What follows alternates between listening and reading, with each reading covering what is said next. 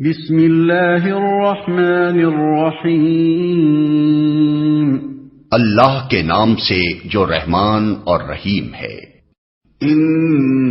فی خلق السماوات والارض واختلاف اللیل والنہار والفلك التي تجري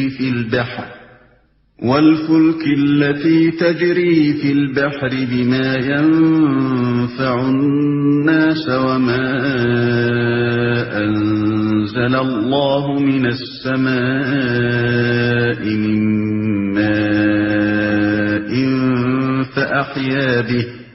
فأحيا به الأرض بعد موتها وبث فيها من كل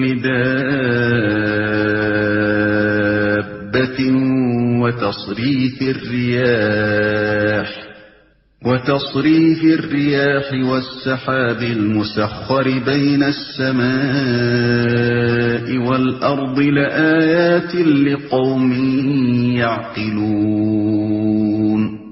اس حقیقت کو پہچاننے کے لیے اگر کوئی نشانی اور علامت درکار ہے تو جو لوگ عقل سے کام لیتے ہیں ان کے لیے آسمانوں اور زمین کی ساخت میں، رات اور دن کے پہم ایک دوسرے کے بعد آنے میں،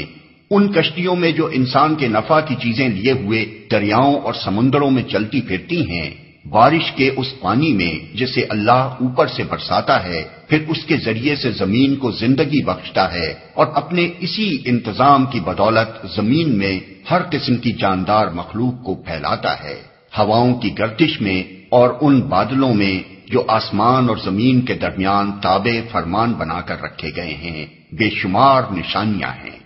یعنی اگر انسان کائنات کے اس کارخانے کو جو شب و روز اس کی آنکھوں کے سامنے چل رہا ہے محض جانوروں کی طرح نہ دیکھے، بلکہ عقل سے کام لے کر اس نظام پر غور کرے اور ضد یا تعصب سے آزاد ہو کر سوچے، تو یہ آثار جو اس کے مشاہدے میں آ رہے ہیں اس نتیجے پر پہنچانے کے لیے بالکل کافی ہیں کہ یہ عظیم الشان نظام ایک ہی قادر مطلق حکیم کے زیر فرمان ہے۔ تمام اختیار و اقتدار بالکل اسی ایک کے ہاتھ میں ہے، کسی دوسرے کی خود مختارانہ مداخلت یا مشارکت کے لیے اس نظام میں ذرہ برابر کوئی گنجائش نہیں۔ لہذا فی الحقیقت وہی ایک خدا تمام موجودات عالم کا خدا ہے، اس کے سوا کوئی دوسری ہستی کسی قسم کے اختیارات رکھتی ہی نہیں کہ خدائی اور الوہیت میں اس کا کوئی حصہ ہو۔